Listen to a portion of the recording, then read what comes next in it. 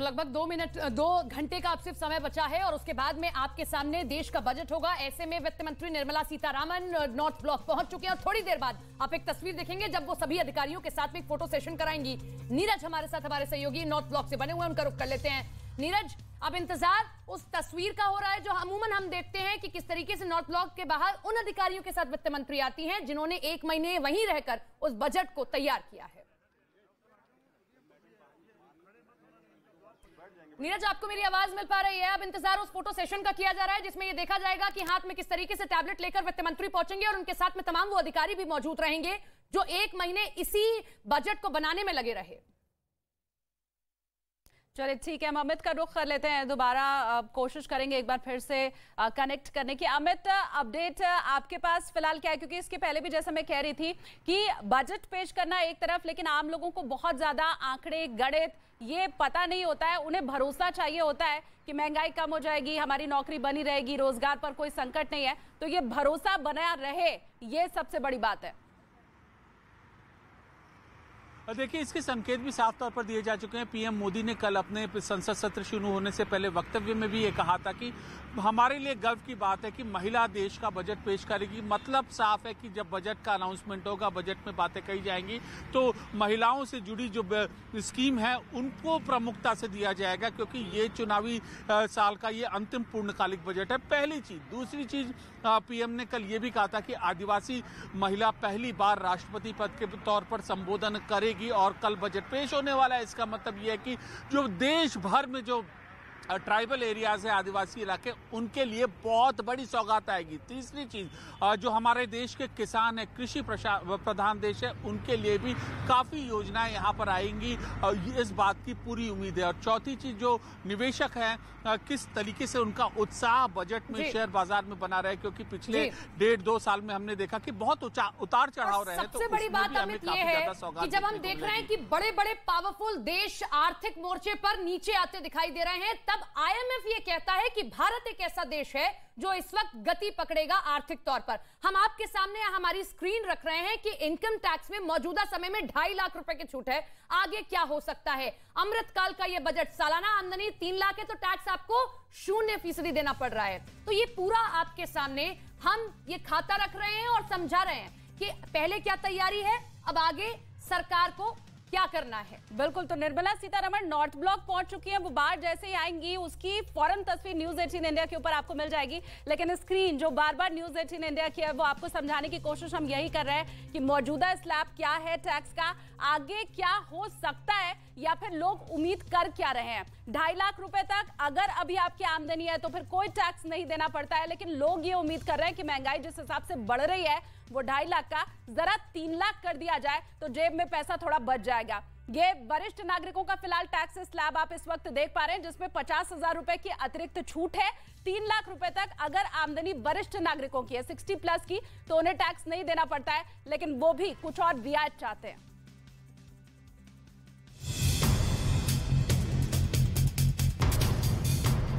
किसान और कारोबारियों से लेकर हर किसी की निगाहें बजट पर टिकी। खासतौर पर किसानों की कई उम्मीदें इस बजट से जुड़ी हैं। किसानों को भरोसा है कि केंद्र सरकार इस बजट में खास ऐलान कर सकती है।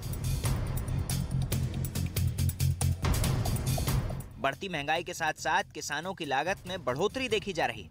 वहीं इस बार किसानों को प्रधानमंत्री किसान सम्मान निधि योजना से खास उम्मीदें हैं। इस योजना के तहत सरकार देश भर के किसानों के खातों में 1 साल में 3 किश्तों में 2-2 हजार रुपए ट्रांसफर करती है। अगर इस साल के बजट में सरकार ने पीएम किसान सम्मान निधि में बढ़ोतरी की तो ये किसानों के लिए बड़ा तोहफा साबित होगा।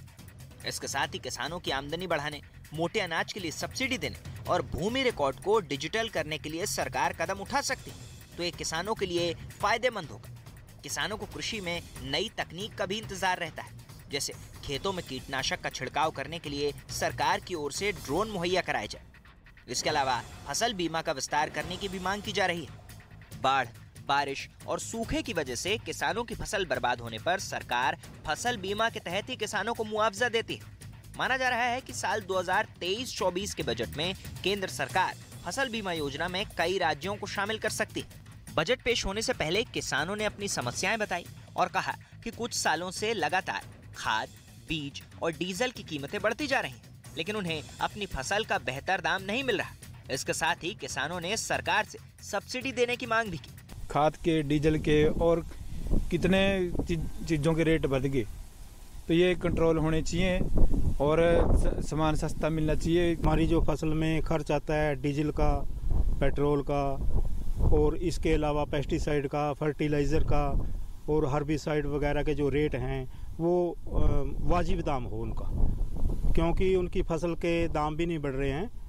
फसल की बेहतर कीमत न मिलने के अलावा किसान कोल्ड स्टोरेज की कमी होने से भी जूझ रहे हैं। किसानों का कहना है कि उनकी फसल बाजार तक पहुंचने से पहले ही खराब हो रही है। चरिया जाती है, जैसे यादी खराब हो जाती है, उसमें भी हमारे को थोड़ा सा ये होना चाहिए कि भाई ग्रोवर को हानि ना हो। अच्छा, एक दूसरी बात ये है कि जब हम चरी को गांव से शहर तक पहुंचाते हैं, वहाँ से आगे भेजने के लिए भी हमारे को प्रावधान ये होना चाहिए कि हमारी फसल टाइम से जानी चाहिए। उसमें भी हमारे को थोड़ा सा हमारे को सिक्योर होना चाहिए। देश के ज्यादातर किसान फसल की बेहतर कीमत न मिलने और आमदनी में बढ़ोतरी न होने से परेशान दिखे, लेकिन इस साल के बजट में माना जा रहा है कि सरकार किसानों को बड़ी सौगात दे सकती है।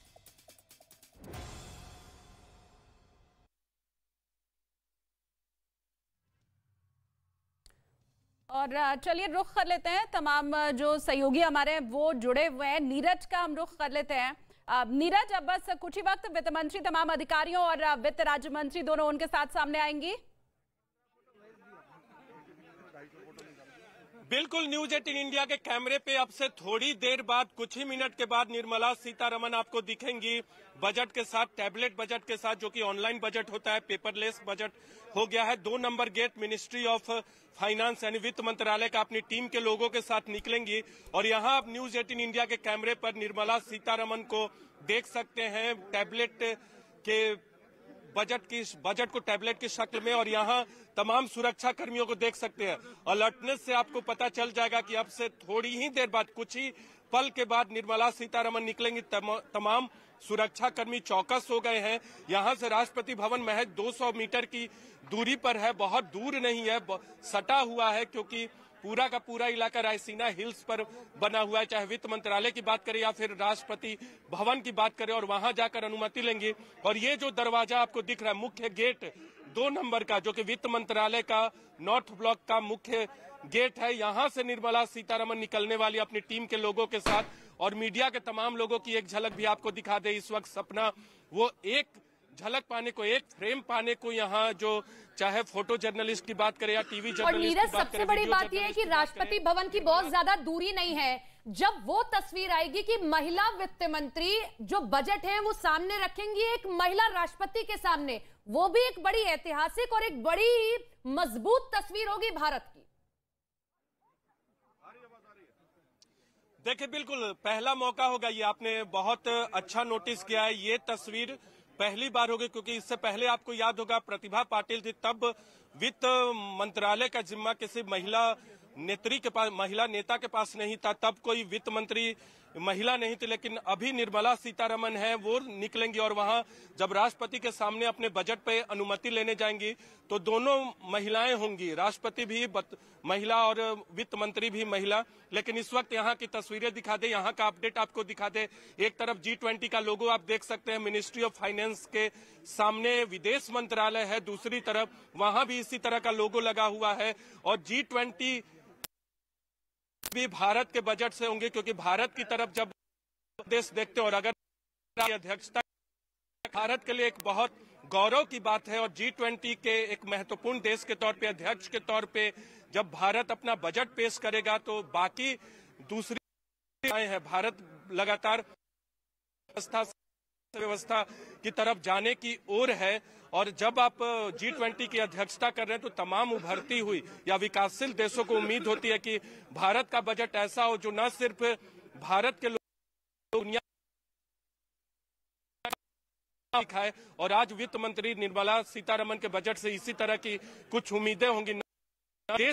चुनावी ठीक है नीरज, लौटेंगे आपके पास में। महत्वपूर्ण जानकारी शालिनी नीरज दे रहे हैं, क्योंकि आपसे थोड़ी देर बाद में हम सिर्फ वित्त मंत्री नहीं शालिनी, उन अधिकारियों की तस्वीर भी देखेंगे जो 1 महीने इसी नॉर्थ ब्लॉक में रहते हैं, बजट को तैयार करते हैं उनकी भूमिका भी बड़ी अहम हो जाती है। बिल्कुल, और बजट पेश होने के करीब 24 घंटे पहले प्रधानमंत्री मोदी ने एक बहुत बड़ा बयान दिया, और वो बयान ये था कि इस बजट पर देश की नहीं बल्कि पूरी दुनिया की भी निगाहें हैं। आखिर इस बयान का मतलब क्या है? क्यों पूरी दुनिया की निगाहें भारत के बजट पर टिकी हैं? देखिए हमारी ये स्पेशल रिपोर्ट।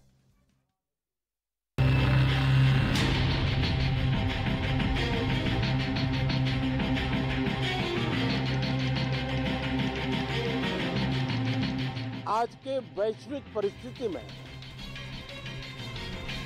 भारत के बजट की तरफ न सिर्फ भारत का लेकिन पूरे विश्व का ध्यान है।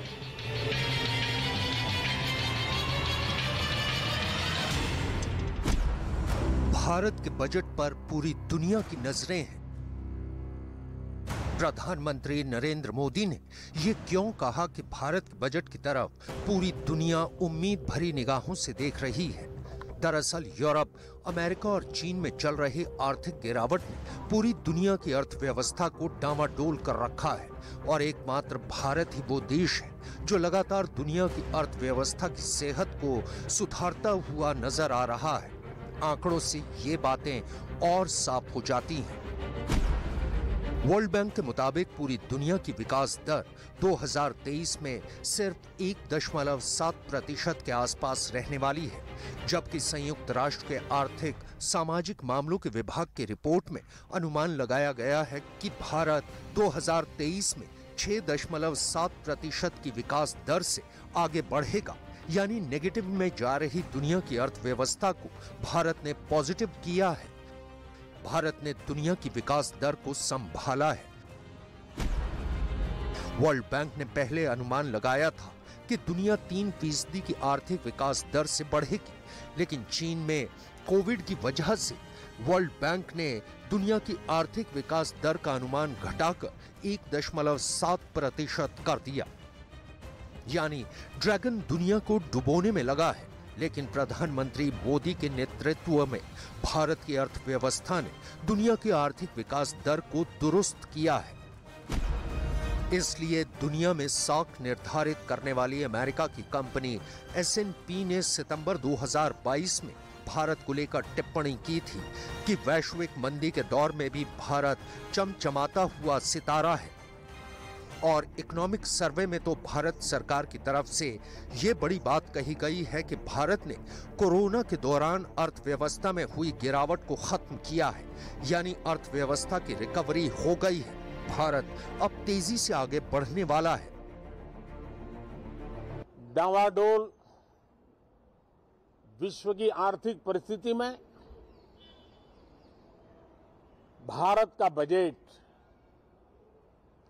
भारत के सामान्य मानवी की आशा आकांक्षाओं को तो पूरा करने का प्रयास करेगा ही, लेकिन विश्व जो आशा की किरण देख रहा है उसे वो और अधिक प्रकाशमान नजर आए।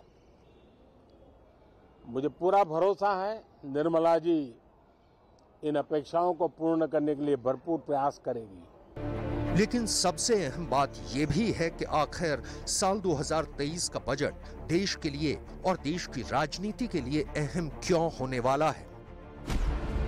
2023 का बजट प्रधानमंत्री मोदी के दूसरे कार्यकाल का आखिरी पूर्ण बजट है, क्योंकि इसके बाद साल 2024 में लोकसभा के चुनाव होंगे और इसलिए 2024 में अंतरिम बजट ही पेश किया जाएगा। इसके अलावा इस साल यानी साल 2023 में भी देश के 9 राज्यों में विधानसभा चुनाव हैं। यही वजह है कि सबसे अधिक मार सहने वाले मध्यम वर्ग को राहत की सबसे ज्यादा उम्मीद नजर आ रही है।